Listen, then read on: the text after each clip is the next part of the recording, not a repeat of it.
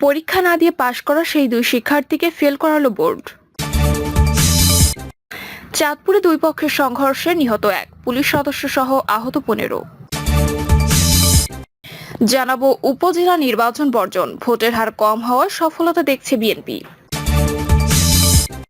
এবং সর্বশেষ জানাবো হকারদের ট্রেনে উঠতে না দেওয়ার হামলা, যাত্রীসহ আহত 3। শুনছিলেন সংবাদ শিরোনাম, এবারে বিস্তারিত।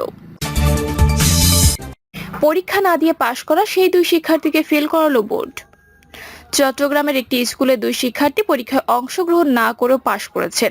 2024 সালের এসএসসি পরীক্ষার ফল প্রকাশের পর এই তথ্য জানাজানি হয়। নজরবিহীন এ ঘটনায় দেশজুড়ে তোলপাড় হওয়া শুরু হয়। একটি বিষয়ের পরীক্ষায় অনুপস্থিত থেকে কিভাবে তারা পাশ করলো তা নিয়ে শিক্ষা বোর্ডের কর্তারাও রীতিমতো হয়ে যায়। এরপর তদন্তের নামে শিক্ষা বোর্ড, কিন্তু আজ পুনঃনিরীক্ষণের ফলে এই দুই শিক্ষার্থীকে ফেল দেখানো হয়েছে। চলতি বছর এসএসসি পরীক্ষায় চট্টগ্রামের বাঁশখালীর চাম্বল উচ্চ বিদ্যালয়ের দুই পরীক্ষার্থী এক বিষয়ে লিখিত পরীক্ষা না দিয়েও পাশ করেছেন। সেই দুই শিক্ষার্থীর ফল পরিবর্তন হয়েছে। আজ মাধ্যমিক স্কুল সার্টিফিকেট পরীক্ষার উত্তরপত্র পুনঃনিরীক্ষণে তাদের ফলাফল পরিবর্তন হয়েছে। চট্টগ্রাম শিক্ষা বোর্ডের ওয়েবসাইটে এই ফল প্রকাশ হয়। এর আগে 8 জন পরীক্ষা না দিয়েও পেলেন জিপিএ 5। এমন সংবাদ প্রকাশিত হওয়ার পর দেশজুড়ে তোলপাড় সৃষ্টি হয়। জানা যায়, এসএসসি পরীক্ষায় মাধ্যমিকের তথ্য ও যোগাযোগ প্রযুক্তি বিষয়ে নৈর্ব্যক্তিক ও ব্যবহারিকে 25 নম্বর করে মোট 50 নম্বরের পরীক্ষা হয়। গত 28 ফেব্রুয়ারি ওই বিষয়ে নৈর্ব্যক্তিক পরীক্ষা ছিল। 30 মিনিটের নৈর্ব্যক্তিক পরীক্ষায় কেন্দ্রে উপস্থিত হননি দুই শিক্ষার্থী। পরীক্ষা ছিল না মনে করে তথ্য যোগাযোগ প্রযুক্তি পরীক্ষায় অংশ নেননি এই দুই পরীক্ষার্থী। পরে তারা তাড়াহুড়ো করে কেন্দ্রে পৌঁছলে দেখতে পান নৈর্ব্যক্তিক পরীক্ষা শেষ করে শিক্ষার্থীরা বের হয়ে যাচ্ছেন। অথচ 12 মে প্রকাশিত এসএসসি ফলাফলে দেখানো হয় তারা দুজন আইসিটি বিষয়ে পরীক্ষায় জিপিএ 3.5 পেয়েছেন। সাদিয়া সুলতানা ও উর্মি আক্তার নামে এই দুইজন শিক্ষার্থী পরীক্ষায় অংশ না নিয়ে কিভাবে পাশ করলেন সেটা নিয়ে উপজেলা জুড়ে চাঞ্চল্যের সৃষ্টি হয়। চাঁদপুরে দুই পক্ষের সংঘর্ষে নিহত এক, পুলিশ সদস্য সহ আহত 15। চাঁদপুর শহরের পুরান বাজারে আধিপত্য বিস্তারকে কেন্দ্র করে দুই গ্রুপের দফায় দফায় সংঘর্ষে আলামিন নামে এক যুবক নিহত হয়েছেন। এ ঘটনায় পুলিশ সদস্য সহ আহত হয়েছেন অন্তত 15 জন। প্রত্যক্ষদর্শীরা জানান, রাত 9:30টার দিকে 11:30 পর্যন্ত পুরান বাজার পলাশের মোড় ও নিতাইগঞ্জ সড়কে দফায় দফায় দুই গ্রুপের মধ্যে ব্যাপক সংঘর্ষ হয়। দুই পক্ষের ধাওয়া পাল্টা ধাওয়া এবং সংঘর্ষের সময় বৃষ্টির মতো ইটপাটকেল ও কাচের বোতল নিক্ষেপ করা হয়। আহতদের মধ্যে 3 জনকে রক্তাক্ত অবস্থায় চাঁদপুর সরকারি জেনারেল হাসপাতালে নেওয়া হয়েছে। পরিস্থিতি নিয়ন্ত্রণে আনতে রাবার বুলেট ও টিয়ার শেল ছুড়েছে পুলিশ। জানা গেছে, পুরান বাজারের মধুসূদন হাই স্কুল মাঠে আড্ডা দেওয়াকে কেন্দ্র করে নিতাইগঞ্জ ও ম্যারকাটিজ রোডের দুই গ্রুপের মধ্যে ঝামেলা হয়। পরে তারা দফায় দফায় সংঘর্ষে জড়ান। খবর পেয়ে চাঁদপুর সদর মডেল থানা পুরান বাজার ফাঁড়ির পুলিশ সদস্যরা ঘটনাস্থলে উপস্থিত হন। পরিস্থিতি নিয়ন্ত্রণে আনতে রাবার বুলেট ও টিয়ার শেল নিক্ষেপ করেন তারা। উপজেলা নির্বাচন বর্জন, ভোটের হার কম হওয়ায় সফলতা দেখছে বিএনপি। 4 ধাপের উপজেলা পরিষদ নির্বাচনে ভোট কেন্দ্রে ভোটার উপস্থিতির হার কম হওয়াকে সফলতা হিসেবে দেখছে বিএনপি। দ্বাদশ জাতীয় সংসদ নির্বাচনের মতো উপজেলা নির্বাচনেও জনগণ ভোট বর্জন করেছে বলে দাবি দলটির। নেতাদের পর্যবেক্ষণ, বিএনপির ডাকে সাড়া দিয়ে ভোট কেন্দ্রে না যাওয়া চলমান আন্দোলনের পক্ষে দেশের মানুষের বড় সমর্থন। তবে এই নির্বাচন কেন্দ্র করে 2 শতাধিক নেতাকে বহিষ্কারের তৃণমূলে কমেছে সাংগঠনিক শক্তি, যা কাটিয়ে উঠতে কোরবানি ঈদের পর কেন্দ্রীয় নেতাদের সারা দেশের সফর সহ নানা পদক্ষেপের কথা ভাবছে হাইকমান্ড। সংশ্লিষ্ট সূত্রে জানা গেছে, এসব তথ্য সূত্র মতো উপজেলা নির্বাচন কেন্দ্র করে কেন্দ্র দপ্তর থেকে পাঠানো বহিষ্কারের তালিকার বাইরে দেশের বিভিন্ন স্থানে তৃণমূল পর্যায়ে দ্বন্দ্ব পুঁজি করে আরো বেশ কিছু নেতাকে বহিষ্কার করা হয়। সেই হিসাবে কেন্দ্রীয় দপ্তরে নেই।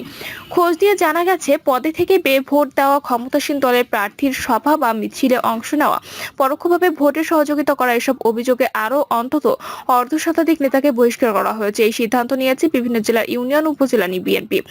আগে উপজেলা পরিষদ নির্বাচনে দলীয়ভাবে অংশ না নেওয়ার আনুষ্ঠানিকভাবে ঘোষণা দেয় বিএনপি। যুগপৎ আন্দোলনে বিএনপির সমমনা রাজনৈতিক দল সহ নিবন্ধিত অনিবন্ধিত 63টি রাজনৈতিক দলও এ নির্বাচন বর্জন করে।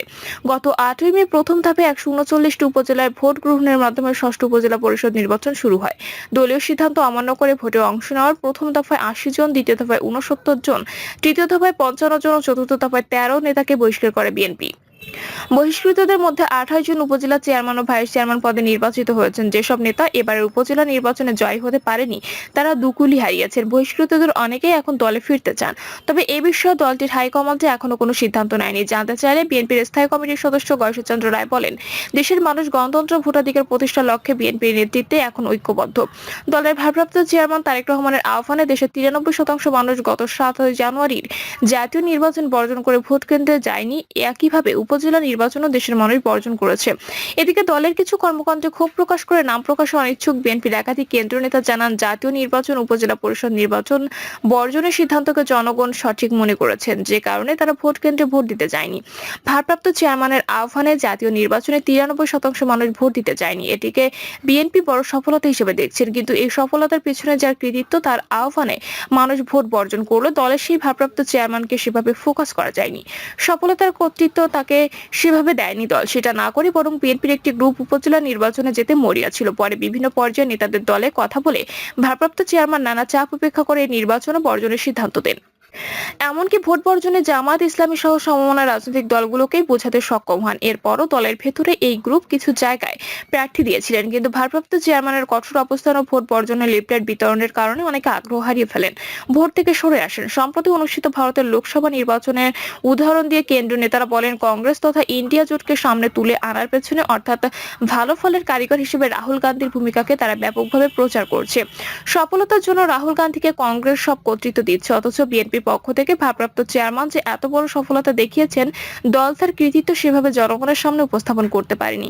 এ নিয়ে ক্ষোভ রয়েছে নেতাকর্মীদের মধ্যে। বিএনপির গুরুত্বপূর্ণ এক নেতা বলেন, উপজেলা নির্বাচন বর্জনের সিদ্ধান্ত নেওয়ার আগে দলের শীর্ষ নেতাদের মাঝেও শঙ্কা ছিল যে দলের বড় একটি অংশ প্রার্থী হয় কিনা।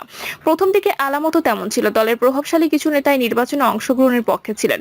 কেন্দ্রীয় অনেক নেতার ইন্ধনে তৃণমূল পর্যায়ের কেউ কেউ প্রার্থী হয়েছিল, এমন অনেক অভিযোগ গেছে। সূত্রে জানা যায়, এ অবস্থা দলের ভারপ্রাপ্ত চেয়ারম্যানের কঠোর অবস্থান এবং সারা দেশে ভোট বর্জনের লিফলেট বিতরণ সহ গণসংযোগ শুরু করলে পরিস্থিতি ধীরে ধীরে পাল্টে যায়। দলের সিদ্ধান্ত অমান্য করে প্রার্থী হওয়ার প্রবণতাও কমতে থাকে। যেই দলীয় সিদ্ধান্ত অমান্য করে প্রার্থী হন তাকেই বহিষ্কার করে বিএনপি। দলটির বিভিন্ন পর্যায়ে নেতারা বলেন, বহিষ্কার করে কিছুটা হলে তৃণমূল পর্যায়ে ক্ষতিগ্রস্ত হয়েছে, কারণ যাদের বহিষ্কার করা হয়েছে বিগত আন্দোলন সংগ্রামে তাদেরও কম বেশি ভূমিকা ছিল, তাদের নামে মামলা আছে, তারা বিভিন্ন সময়ে হামলার শিকার হয়েছেন। এসব নেতাদের কিভাবে দলে ফিরিয়ে আনা যায় তা নিয়ে আলোচনা হওয়া উচিত। দিনাজপুরের ঘোড়াঘাট উপজেলায় চেয়ারম্যান পদে ভোট করে পরাজিত হন সরোয়ার হোসেন। তিনি উপজেলা বিএনপি সিনিয়র সহসভাপতি ছিলেন, তাকে বহিষ্কার করা হয়। সরোয়ার বলেন, বর্তমান সরকার ও নির্বাচন কমিশনের অধীনে ভোট সুষ্ঠু ও নিরপেক্ষ হয় না। বিএনপির এই দাবি সঠিক। আরো সত্য হলো, ভারপ্রাপ্ত চেয়ারম্যানের ডাকে ভোট বর্জন করেছে মানুষ। নির্বাচন ব্যবস্থা সম্পূর্ণ ধ্বংস করা হয়েছে। তিনি বলেন, বিএনপি তো আমার ঠিকানা, দলে অবশ্যই ফিরতে চাই। দলে ফেরার জন্য আবেদন করব। গাজীপুর জেলা বিএনপির সহসভাপতি ইজাদুর রহমান চৌধুরী মিলন চেয়ারম্যান পদে নির্বাচন করায় দল থেকে তাকে বহিষ্কার করা হয়, কিন্তু তিনি গাজীপুর সদর উপজেলা চেয়ারম্যান পদে নির্বাচিত হন। মিলন জানান, দলে ফেরার বিষয়ে কুরবানি ঈদের পর শপথ নিয়ে চিন্তা করব। জানতে চাইলে বিএনপির সিনিয়র যুগ্ম মহাসচিব রুহুল কবির রিজভী বলেন, আওয়ামী প্রতারণার ফাঁদে পা না দিয়ে দেশের ভোটার উপজেলা নির্বাচন প্রত্যাখ্যান করেছে, এটা তো নিঃসন্দেহে স্বস্তির খবর। তবে বহিষ্কৃত দলে ফেরার আবেদন করলে সেটি ভারপ্রাপ্ত চেয়ারম্যান নিজে দেখবেন বলে মন্তব্য করেন তিনি। হকারদের ট্রেনে উঠতে না দেওয়ায় হামলা, যাত্রীসহ আহত 3। কুমিল্লার লাকসামে উপকূল এক্সপ্রেস ট্রেনে হকারদের উঠতে না দেওয়ায় 2 স্টুয়ার্ডের উপর হামলা চালিয়েছে হকাররা। এই ঘটনায় ট্রেনে দায়িত্বরত 2 কর্মকর্তা ও এক যাত্রী সহ 3 জন আহত হন। পরে 2 হামলাকারীকে গ্রেপ্তার করেছে রেলওয়ে পুলিশ। সকালে নোয়াখালী থেকে ছেড়ে আসা উপকূল এক্সপ্রেস ট্রেনটি লাকসাম জংশনে পৌঁছালে এ ঘটনা ঘটে। আহতরা হলেন উপকূল এক্সপ্রেস ট্রেনের স্টুয়ার্ড শামীম, রাহুল ও ট্রেনে থাকা যাত্রী অন্তর। সন্ধ্যায় লাকসাম জংশনের স্টেশন মাস্টার মাহবুবুর রহমান বিষয়টি নিশ্চিত করেন। রেলওয়ে সূত্র জানায়, সকাল 8টা থেকে নোয়াখালী থেকে ছেড়ে আসা উপকূল এক্সপ্রেস ট্রেনটি কুমিল্লা লাকসাম জংশনে পৌঁছায়। এ সময় হকাররা ট্রেনে ওঠার চেষ্টা করেন। এতে ট্রেনে দায়িত্বরত স্টুয়ার্ড শামীম ও রাহুল তাদের বাধা দেন। এতে ক্ষুব্ধ হয়ে হকাররা তাদের উপর হামলা করেন। এই ঘটনায় ট্রেনে থাকা অন্তর নামের এক যাত্রী এবং শামীম ও রাহুল আহত হন। খবর পেয়ে রেলওয়ে পুলিশ ঘটনাস্থলে গিয়ে পরিস্থিতি নিয়ন্ত্রণে আনে। পরে শামীম বাদী হয়ে রেলওয়ে থানায় একটি মামলা করলে দুপুর 12:30টার দিকে দুজনকে গ্রেপ্তার করে পুলিশ।